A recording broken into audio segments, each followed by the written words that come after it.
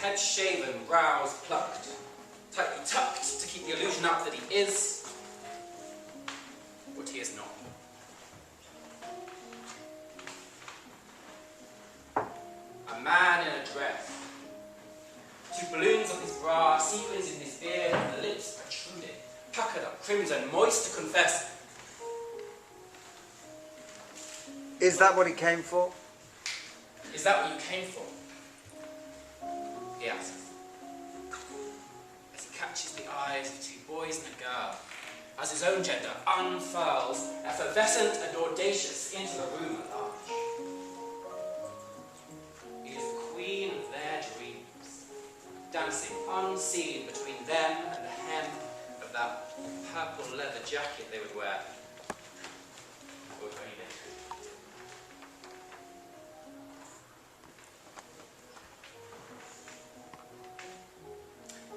He dances a story of a boy who prefers boots to suits, knows frustration as temptation, and finds a particular fascination in the ellipse of his peers. He is a child of dangerous imagination, and of concentration distracted by a dull ache just above his groin. Longing. Like that of being pulled sideways by an elastic band. As belonging passes him by. He moves through life in a series of cavets and gestures, measures that history all too often forgets. It is an improvised solo routine that, unbeknown to him, moves in beautiful counterpoint to an endless past of secret dances, marked now without answers, only in rows of inscriptions. Stretching to the skies, flexing, contorting limbs to a tune he doesn't recognize. He bristles, young, kinetic and electric, contained in some strange shape he did not create, lying in wait and longing to escape.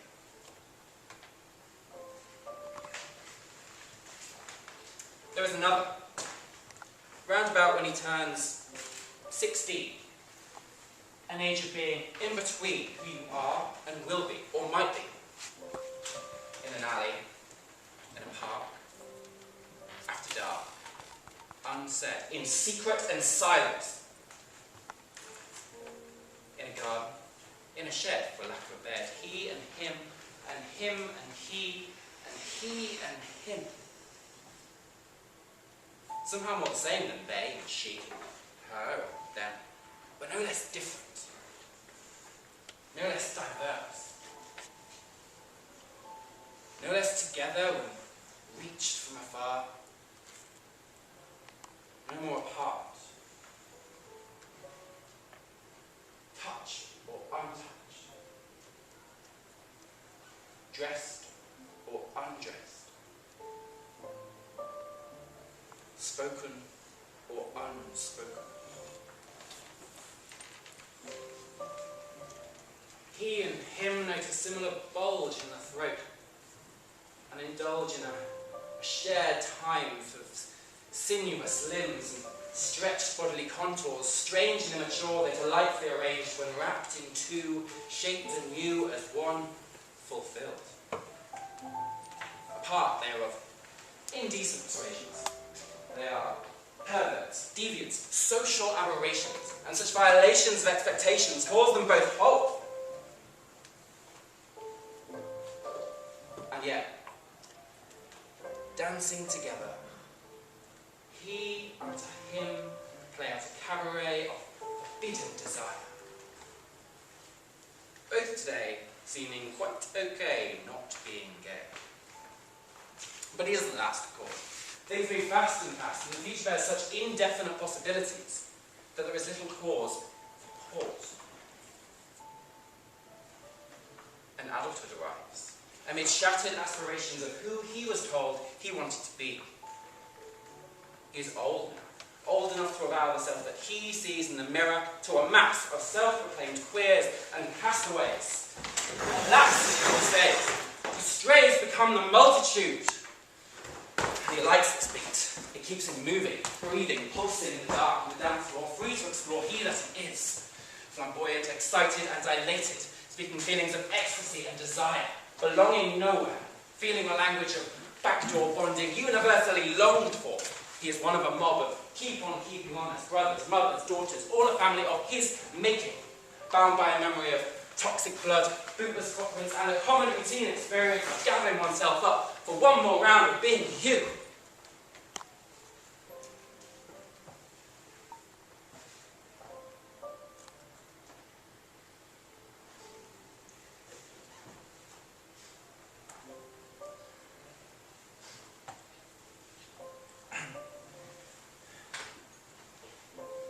Gay is outdated now, he says. Mistranslated as shopping and sass. A weak at the wrist gesture towards a fetishist fashion for categories of emasculinity, bound by spectrum and definition, whilst forgetting what was lost. Upsetting a generation of fatalities, tragic casualties, amid a newfound solidarity of brightly coloured L's, G's, B's and T's.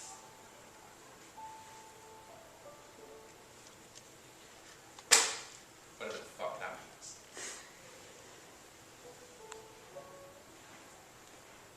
And yet, absent A's, I's and D's, H's and B's, show a colour more than he knows.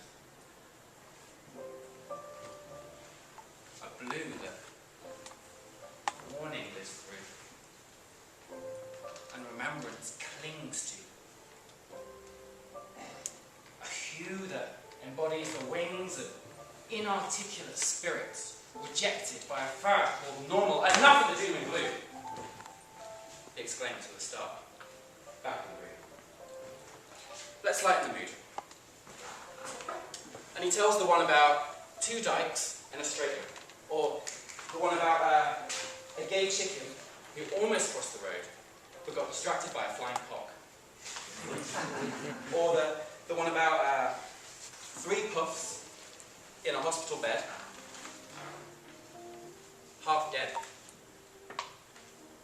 beaten to a pulp because one of them whispered something queer in the ear of a passing disinterested.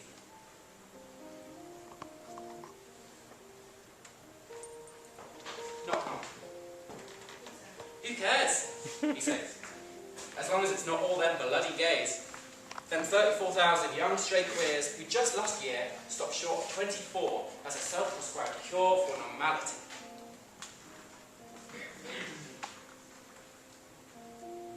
And he grins back now at a not-so-loud crowd, catching their laughter unsung before dispatching it, sour on the tongue.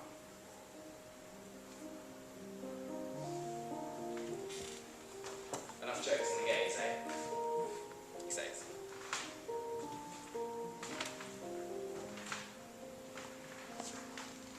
And he turns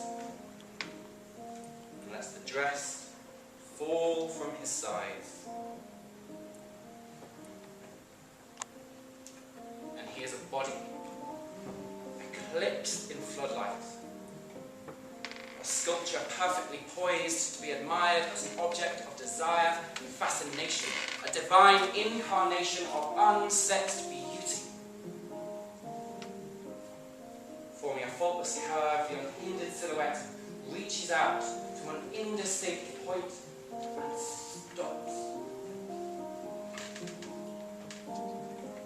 The crowd furrow their brows in approval, and with nods and applause express some deep affinity with this meaningful moment, eagerly, desperately, wanting to share in the destination of a journey they did not take. As if we remember. And he, without a dress, turns, concealed in his nakedness, tightly tucked to keep the illusion up that he is what he is not, and asks, is this what you came for?